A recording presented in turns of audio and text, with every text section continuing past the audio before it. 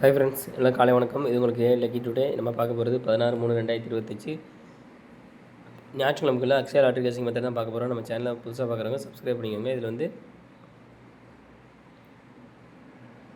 Weekly results இந்த method சொல்ல போகிறேன். இதில் என்ன மெத்தட் அப்படின்னா, பி போர்ட்லேருந்து 2 மைனஸ் பண்ணுறது, அது பவர் நம்பர் பார்க்குறது மெத்தடு. இப்போ பி போர்டு 5, 5லேருந்து 2 மைனஸ் பண்ணால் 3, 3 பவர் 8.